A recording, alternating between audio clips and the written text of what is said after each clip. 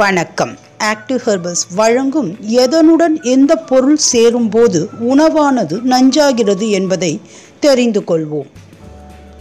சில பொருட்கள் தேவையற்ற மற்ற பொருட்களுடன் சேரும்போது அந்த உணவே நஞ்சாகிறது. இதனால் உடலுக்கு தேவையற்ற பிரச்சனைகள் வருகிறது. எனவே அவற்றை தெரிந்து கொண்டு நாம் தெளிவாக மாற இவை உதவும்.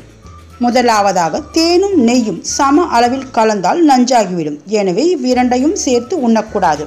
ஏதாவது ஒன்றை ஒரு நேரத்தில் சாப்பிட வேண்டும்.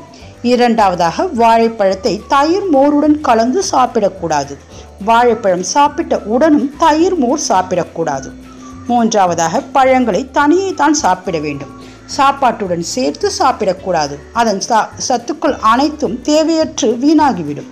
நான்காவதாக, வெண்ணெயுடன் காய்கறிகளை சேர்த்து சாப்பிடக்கூடாது.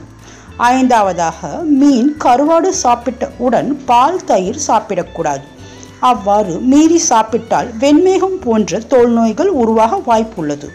உடல் மெலிந்தவர்கள் புழுங்கலரிசி சாதம் சாப்பிட்டால் உடலுக்கு நன்மை பயக்கும். உடல் பழுத்தவர்கள் கோதுமை உணவுதான் உடலுக்கு நன்மை பயக்கும்.